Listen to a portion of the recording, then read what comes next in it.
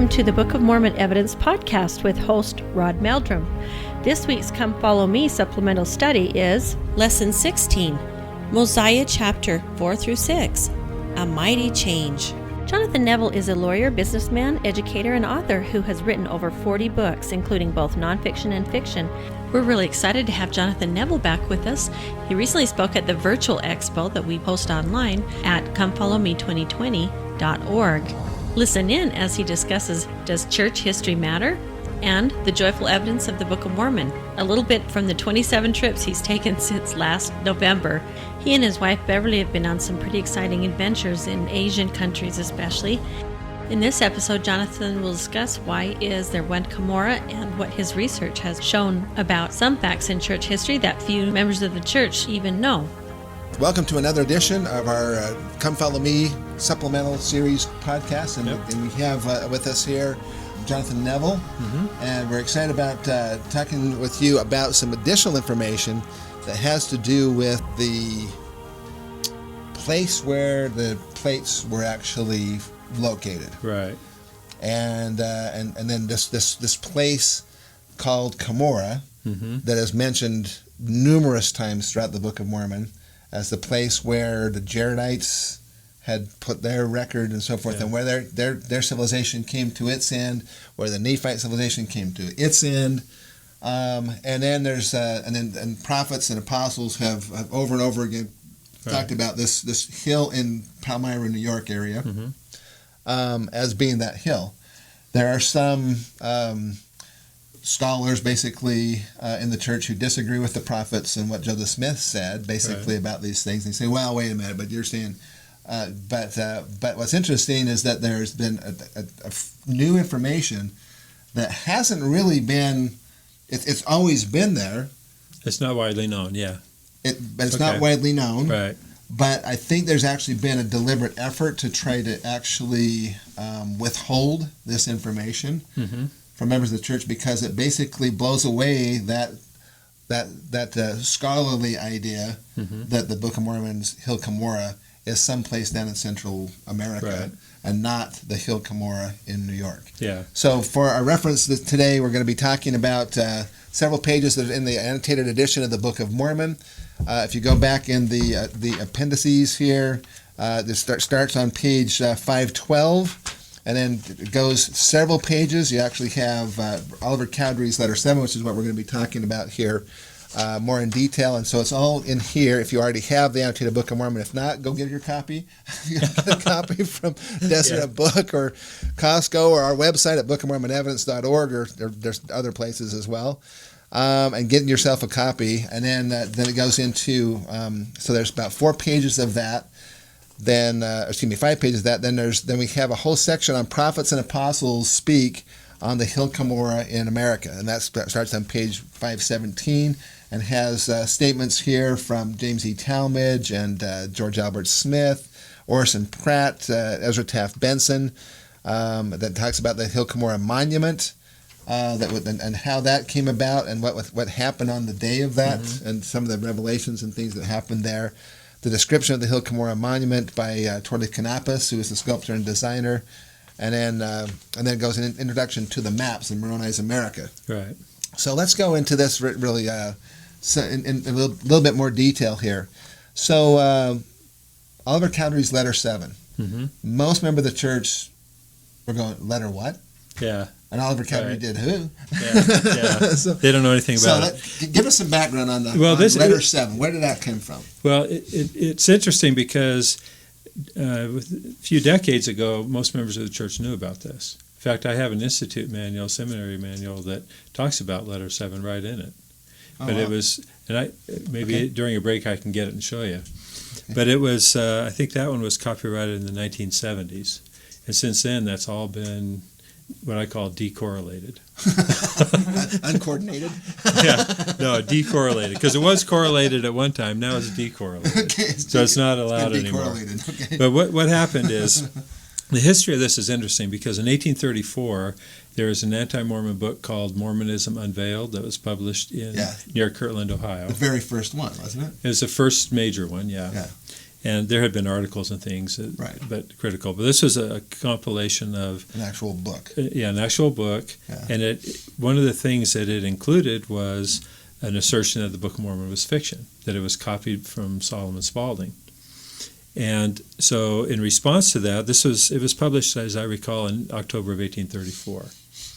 And in response to that, Joseph and Oliver realized that they had never written down the history of the church and never published it anyway. Mm-hmm. And so they began writing a series of essays. They ended up writing 8 essays that were published. They were published Joseph as letters. and Oliver. Oliver was the main writer. He was, but he said Joseph Smith helped him with it because he didn't know a lot of that. Joseph was the only one who knew about Moroni's visit and other things, but Oliver wrote about his own experience as well. So there's things in there that only Joseph Smith knew. So clearly, Oliver was getting that information from Joseph. Right, and he said that right in there. Okay. But Oliver started off by talking about his own experience when he first met Joseph Smith, how John the Baptist came. And most members of the church are familiar with this part of this first essay because it's in the Pearl of Great Price. Okay. It's a footnote at the end of Joseph Smith history. And it's the one that starts, "These are days never to be forgotten," and so on. Yeah. And so that most members of the church have at least read that if they've studied the scriptures at all. But they don't realize that this was only part of the first of 8 essays. And so in the second essay... So how long are these essays typically? They vary in length, but they're 3 or 4 or maybe 7 or 8 pages, depending on the format. They're not books. Okay. They were published as a book, though. The 8 essays were compiled and published as a pamphlet in England in 1844. And then they've been republished many times since. In fact, after the last one was published in 1835, Joseph had his scribes copy it into his journal, so you can read them in the Joseph Smith papers today, right out of Joseph's journal. Okay, so let me make sure I got this right. So basically, Oliver Cowdery and Joseph Smith, Oliver Cowdery wrote it down because he was the guy that right. He was the literate guy. Scribe anyway. He wrote the whole Book of Mormon. The Book of Mormon and so forth. So Oliver, so clearly he knew. Not only was he the foremost knowledgeable person about how the translation happened and all that. Right. But he also had been with Joseph all those months, and I'm sure you can imagine some of the conversations they probably had. About what Joseph Smith had been shown and so forth, and how this book is going to change the world and so forth. But then, in addition to that, I mean, you have a guy who was there, and he's now writing this history, right? And he's using Joseph Smith as help. Right. But people said that, this is Joseph. Oliver Cowdery was just expressing his own opinions about all this stuff. Yeah, I know. So Joseph Smith had nothing to do with it. Can you debunk that I think to some extent? I mean, was Joseph Smith involved with this, or was he not? Was this just Oliver Cowdery? No, clearly Joseph Smith assisted with it, but he had his scribes copy it into his own history as part of his life story. Which means that he had to have He completely endorsed it. He completely endorsed it. Just one time, then? No, and then subsequently, and this was in 1835 when he had it copied into his own history. But then in 1841, in 1841 he told Benjamin Winchester to publish it in his newspaper in Philadelphia. That's the Gospel Reflector. Right. Okay. He gave it to his brother Don Carlos to publish in the Times and Seasons. So you can read this right in the Times and Seasons in 1841. The Times and Seasons was kind of like the enzyme of its time. Yeah, I mean, exactly. Basically, if Joseph Smith wanted information to get out to the membership of the church, that was his main vehicle to do it. Right. So Joseph Smith, not Oliver Cowdery, basically brought it to the Times and Seasons, and the Times and Seasons published these letters. Right. And so the key point by the time he got to letter number 7, this is the one we're going to talk about that relates to the Hill Cumorah, because when you read Mormonism Unveiled, you can see all the reasons that they were saying the Book of Mormon was fiction. Mm-hmm. So Oliver Cowdery wrote these essays in the form of letters to W.W. Phelps, who was living in Missouri at the time, and he was describing where the Hill Cumorah actually was. And he says, this is on page, what page is it? 514 in the Annotated Book of Mormon is a copy of Letter 7.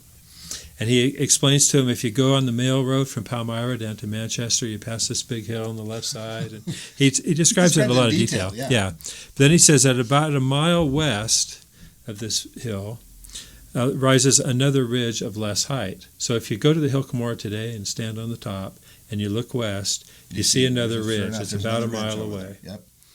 And he says, at about 1 mile west rises a ridge of less height, running parallel with the former, in other words, the one you're standing on, the hill Cumorah, leaving a beautiful vale between, or valley.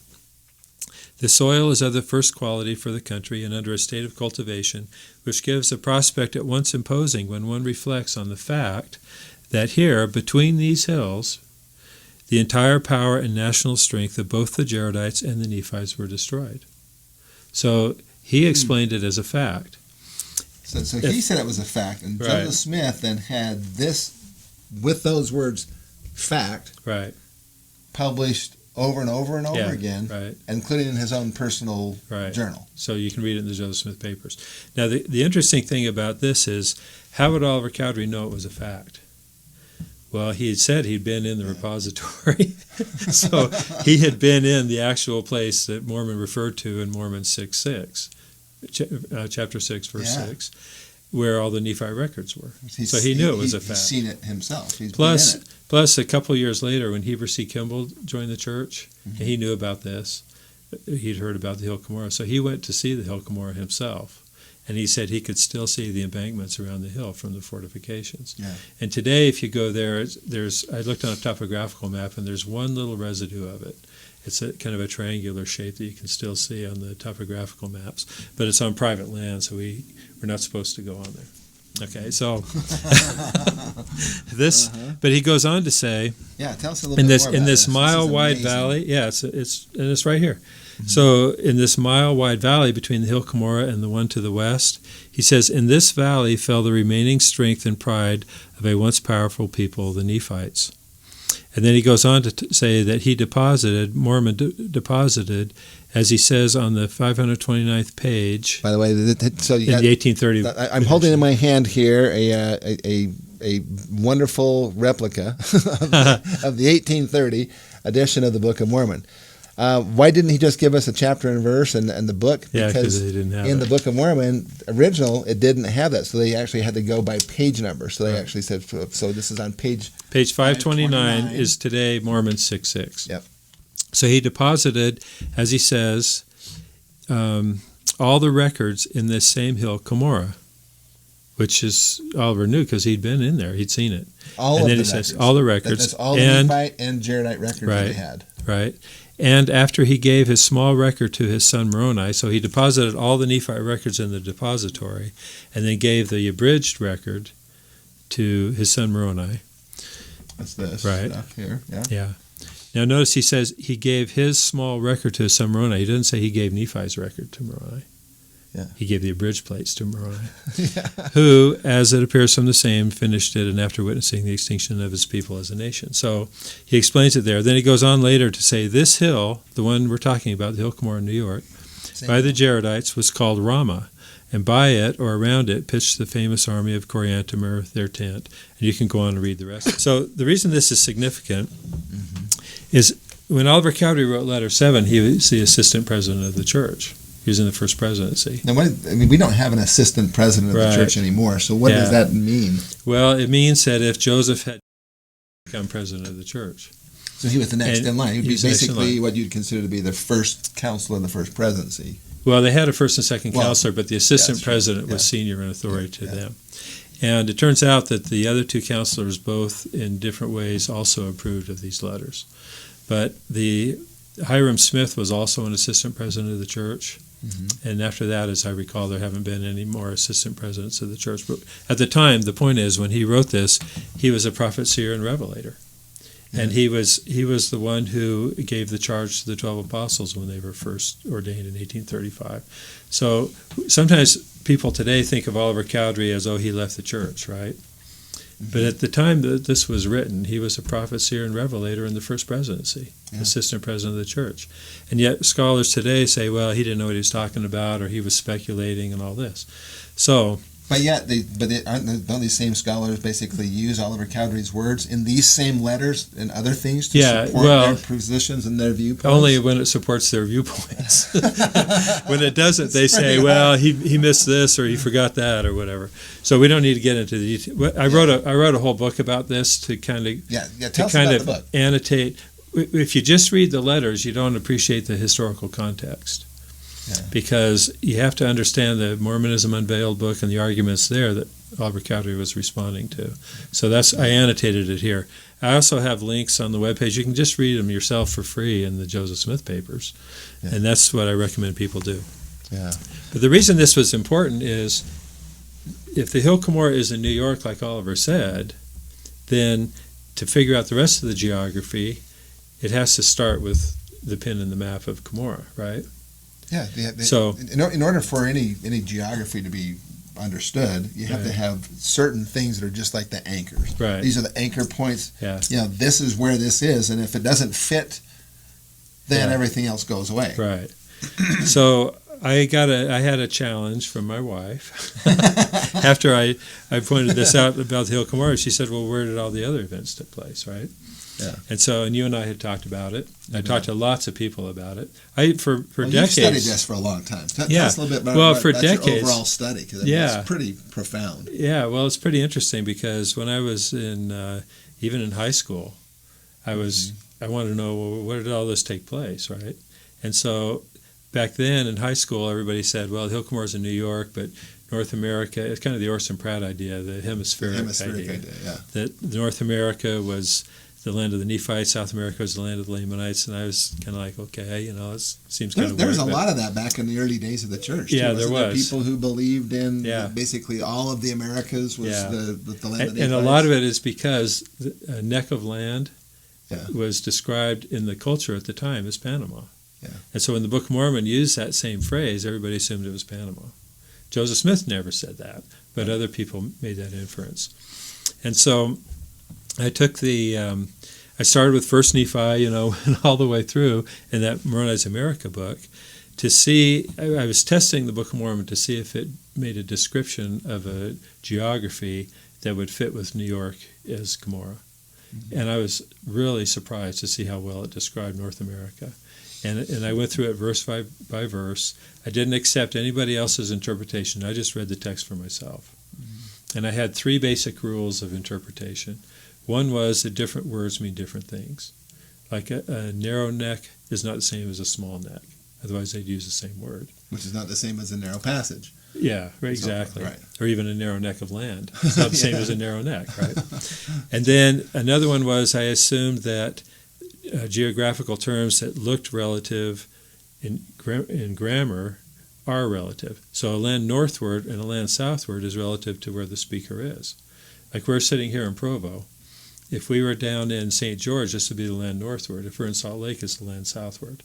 And so whenever you read those terms in the Book of Mormon, you have to understand where they're what they're referring to as the center, to have a land northward and a land southward. So that can change over time. And the third was, I assumed that the Nephites traveled mostly by water, by rivers. And that's because ancient people traveled by rivers. And it explains, as just a small detail, several times there's accounts of people fleeing and someone's chasing after them and they lose them right away. Mm-hmm. But if you're following someone through dense foliage, you're not going to lose their trail, right? But if they're on a river, you lose them at the first turn because there's always different branches of a river and you can lose people immediately and there's no tracks. So that's an example of how you can understand the Book of Mormon much better with those 3 assumptions. And understand it as a conveyance. In fact, in the annotated Book of Mormon here we have a page of the beautiful the painting of it. Of the painting. And tell us a little bit more about that. That's pretty awesome. I'll find it while you... Because when Mormon was a young boy, Amaron said he noticed that he was, wise, or not wise. What was the word he used? Anyway, he was young, but he was young, but he noticed that he was paying attention to what was going on, essentially. Yeah. And he said, when you're 24 years old, you need to go and get these records and update them with what you've observed in your life. Yeah, sober mind, something like that. Yeah, a sober child. So his father took him on a field trip, and they left from the area around Cumorah, which is roughly in upstate New York, western New York, and went all the way to Zarahemla. And along that, and I think the reason he did that was so he could show his son the entire territory of the Nephites so that he would understand the record better, just like we take kids on field trips today. If we take them to Washington, D.C. so they understand American history. So Mormon's father took him on this field trip. And it says he carried him, right? He carried his, but he didn't literally hold him and carry him.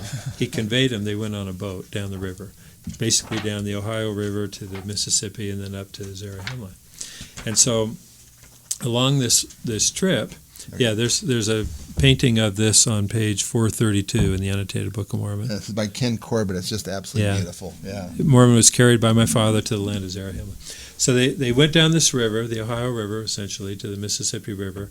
He saw all the lands of the Nephites, and that was the border between the Nephites and the Lamanites, so that he could understand the whole history of the Nephites. And apparently, almost everywhere they went, I mean, he was seeing city after city after town after, and they were all along the rivers that's how it was. That's how people lived. I mean, you needed to have water. It had fish. It had transportation.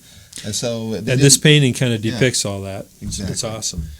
So you just defend those areas along the sides of the rivers, and so Amram took him and conveyed him basically, like you're saying.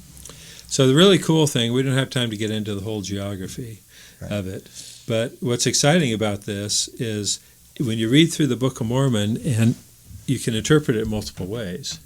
That's why you have some people who say it took place in Chile, Peru, Panama, Mesoamerica, Baja California, Eritrea, Malaysia. You can interpret a text to mean lots of different things. Yeah. And so people like down there, I hate to say Book of Mormon Central, but those people claim that what? Book of Mormon Central America.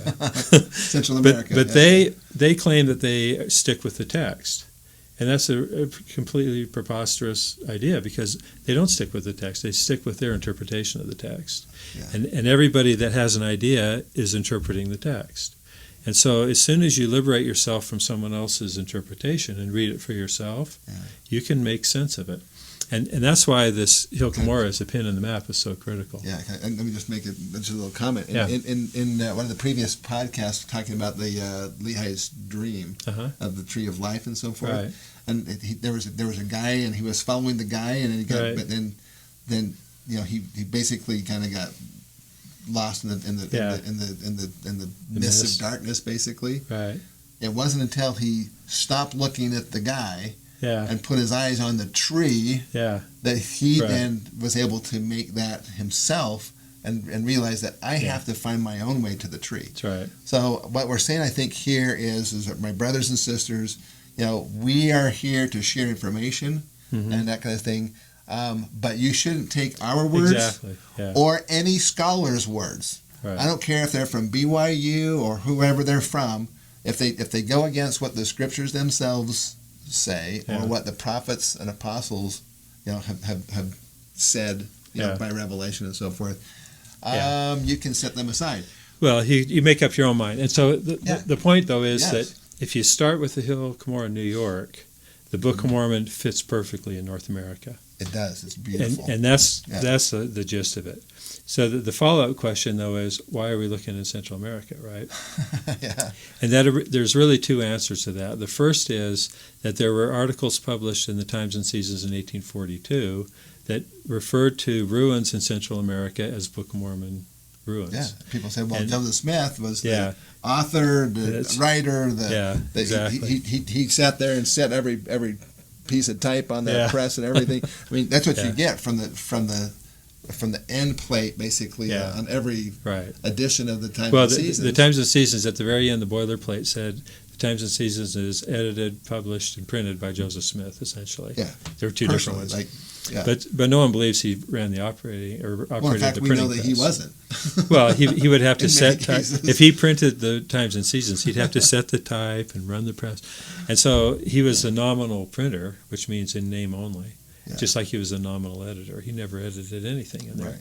The only thing he contributed to it were things like what we call the Wentworth Letter, which was called Church History at the time, that he signed. To him. Well, he signed and it. His signature on it. And there were a few other things that he signed. The rest of it he had no involvement with. And so that, when I was interested in what happened, where did these articles come from that talked about Central America, it led me into the whole Benjamin Winchester saga, which we don't have time to talk about today. But from there, the other interesting thing there is that those articles were never cited for decades because everybody realized they were just kind of speculation. Yeah. But none of those articles questioned the Hill Cumorah in New York. No one ever questioned that. Right. That was always a given. That was always a given until the late 1800s. And in the late 1800s... So who started this trend? This Hill Cumorah thing is real interesting because after Joseph Smith died, there was a schism in the church, and Brigham Young became the successor for most of the members of the church, but not all of them. And he went out to Utah. A lot of the saints followed him, but others stayed in. They followed James Strang. Some followed Martin Harris, Sidney Rigdon for a while. Right. And then there was, when Joseph Smith's son, Joseph Smith III, they asked him to become the leader of the church, and he didn't feel like he was supposed to do that until he turned 27 years old. Yeah. When he turned 27 years old, he reorganized the church. That's why it was called the Reorganized Church. And let me get into get this. I will. Yeah. Because there became a very fierce competition between the Reorganized Church and the Church of Jesus Christ of Latter-day Saints in Utah. And one of the issues they fought over was polygamy. Mm-hmm. And another issue was the Hill Cumorah, because the Reorganized Church had scholars who said that when they studied the Book of Mormon, it had to be in Central America. But Hill Cumorah in New York. Where did they get that idea from? Well, that's a longer story. We don't have time to get all into it. Let me just give it a little quickie here, because back in Joseph Smith's day, there were people, and I want to bring this up because this is an in-depth study. Yeah. Okay, but basically there were three individuals back in Joseph Smith's day. One of them we call the smoking gun because his name was Benjamin Winchester, and Winchester being a gun, right? So Benjamin Winchester, John Page, and Joseph Smith's little brother William. Right. These three guys colluded to put those articles in the Times and Seasons that you were mentioning before. Yeah.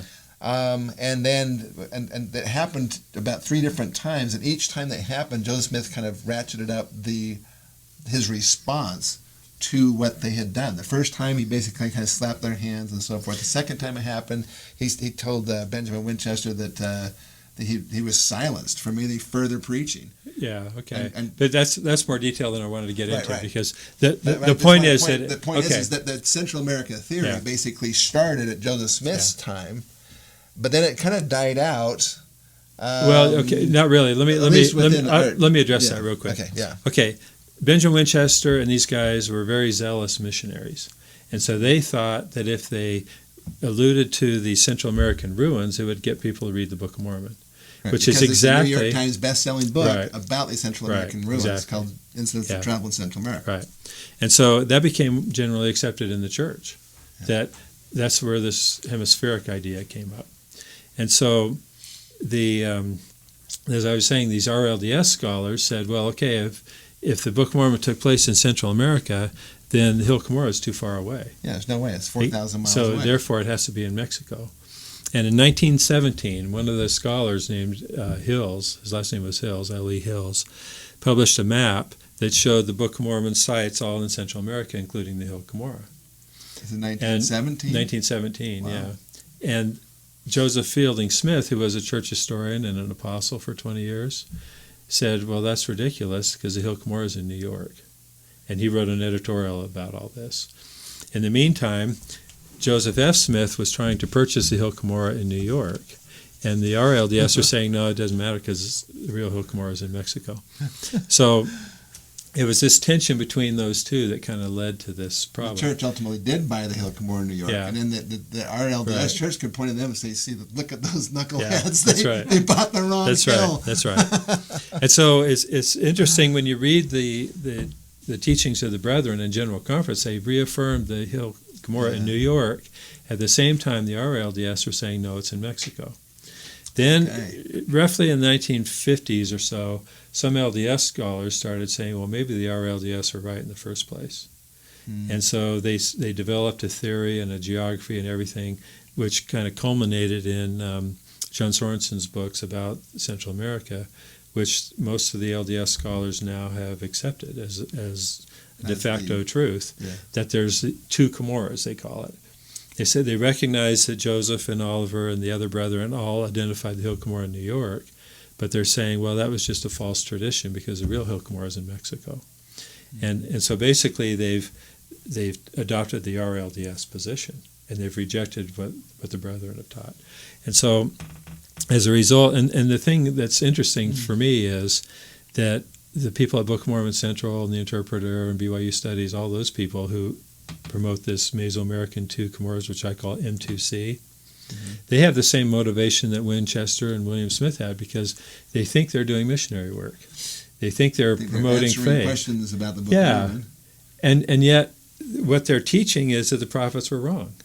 So when Oliver Cowdery didn't get it right. Well, not only Oliver Cowdery, all the others. His own opinion. Yeah. Everyone, all the other, including members of the First Presidency and General Conference, they were all wrong because these scholars know better. Well, how could these scholars basically have so much influence that it actually now that you see this stuff? Yeah. I mean, we have, like, for example, the even saints, the new history of saints. I mean, they completely scrubbed the word Cumorah right out of the book. It's not even in saints. Yeah, they changed church history to accommodate this. And you actually kind of called them on that, and they said, well, it had nothing to do with this geography stuff. And then they said, no, we're trying to be geography neutral. Right. And you know that there's some people who don't believe that that's the hill Cumorah in New York is the actual hill. Yeah. And so we're trying to accommodate them. Yeah. But my feeling is these are church historians. They're not supposed to be trying to pick winners and losers on the geography side. Right. They should be telling us what the history says. Yeah. And instead, they're literally changing the history to accommodate this idea of the Book of Mormon, Hill Cumorah being in Mexico someplace. Yeah, that's right. So the gist of my effort in all this is to say no one has to believe what these scholars say. We're not bound. We never sustained the scholars, right? Mm-hmm. But we should read and study what the prophets have said and what the scriptures have said. And as long as we stick with that, we won't be misled. You know, even when the scholars tell us that the prophets were wrong, we can be misled by the scholars, right? But when the prophets are as clear as they have been about it, I stick with that. And the nice thing, the really cool thing about it is that what the prophets taught about the hill Cumorah is corroborated not only by the text of the Book of Mormon that describes North America, but by all the archaeology, anthropology, geography, geology. Yeah. All the sciences corroborate what the prophets have taught. Not only that, but to me, the most powerful thing is that the United States is the promised land. It is the covenant nation. Yeah, right. And that has been upheld over and over and over again. Yeah. Again, regardless of what some scholar, even if they're from BYU, says, it doesn't change the fact that the United States is the promised land. This was originally the land of Adam and Eve. This is where the Jaredites, the Nephites, and so forth, and this covenant has existed the whole time.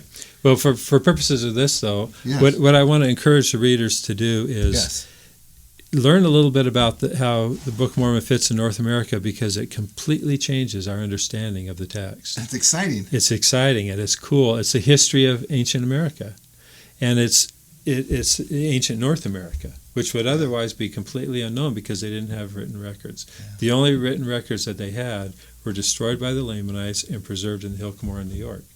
Which is another, I think it's just a fascinating aspect that you have brought up. Yeah. That people have said, well, the Book of Mormon couldn't have happened in North America because there's no record of people who are literate. Yeah, I know. Because there's no writings and so forth. But down in Central America, we got writings all over the place. Every wall has writings, and every edifice and so forth has writings on it. Which actually is kind of funny because it shows that that's not the Nephites people. That's right. Because according to the Book of Mormon, the Lamanites were absolutely bound and determined to destroy any aspect of their history. That's right. They would have had to destroy all of those walls and all those frescoes and all of those edifices and so forth. They have all this writing all over it. And instead, in North America, it matches exactly what the Book of Mormon said, that the Lamanites were determined to destroy their history. That's right. But the history of the Mayans is all over everything. Yep. I know. It's so funny how. But I want to make sure that we're clear about one thing: that people can believe whatever they want. Absolutely. People can have a strong testimony of the Book of Mormon, even if they believe Mesoamerica or Peru or Chile or where Easter Bunny.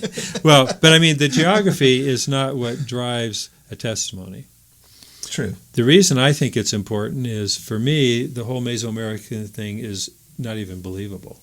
And therefore, it's doing damage to the church. Well, yeah. In my opinion. Yeah. And it forces people like BYU and CES to create these fantasy maps where they're teaching the kids the Book of Mormon by a fictional map. And yet they're trying to tell them it's a real history, but it took place in a fictional area. And they'd say, well, this fantasy map, basically, it meets every geographical requirement of the Book of Mormon, but it just doesn't happen to match up with any place on Earth. Yeah, exactly. I mean, what does that tell the kids? I know. Oh my God! I know. That this place and the sad doesn't thing really is, exist. The sad thing is that fantasy map is based on the Mesoamerican and there's interpretation. And how many pins in the map does that have? How many things can you say? Okay, this is a real world place, and this is where this was in the Book of Mormon. Zero. There's zero. Yeah. But the one place where we all should be able to agree, based on at least what Oliver Cowdery, which was with Joseph Smith and so forth, and every prophet in this dispensation, and then and numerous other evidences around and through the Hill Cumorah, basically all indicates that this was the place. This is that pin in the map, and the fantasy map that is being used now with CES and so forth. They basically are showing Hill Cumorah in some. Well, and there's one other point to be clear on too, and that is that we are not claiming any prophetic support for our theories whatsoever.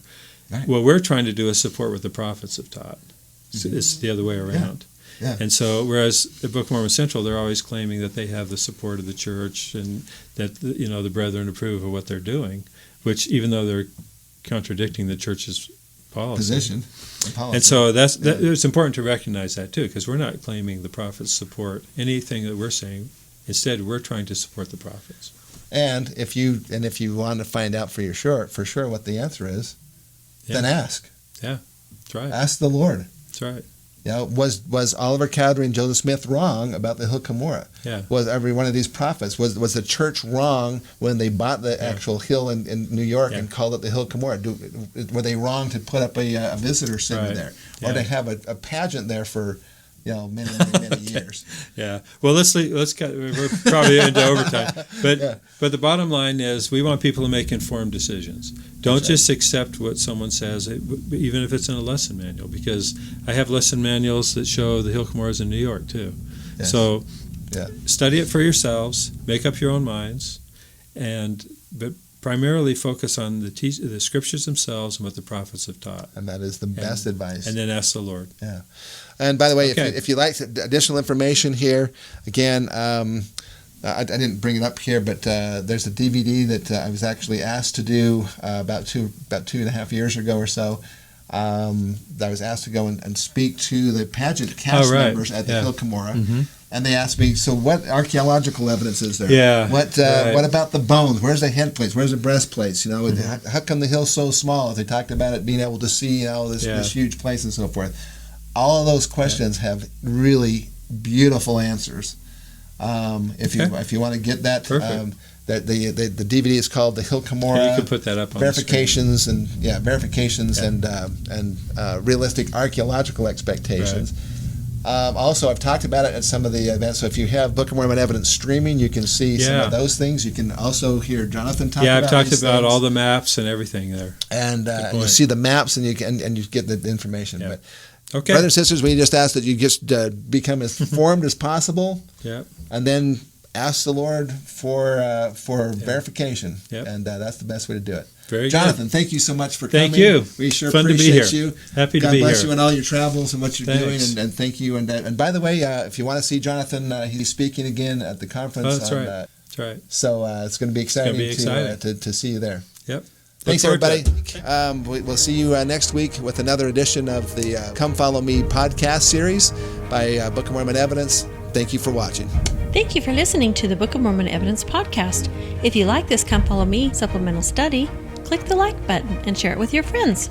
Be sure to go to bookofmormonevidence.org, which is a hub with all the links that you would like to the podcasts, to upcoming events, the store, 200 plus answers about the Book of Mormon, as well as links to our streaming site, which now has over 100 new videos from our virtual expo. If you want to see the expo, go to comefollowme2020.org, and you can also see them on the streaming site, bookofmormonevidencestreaming.com.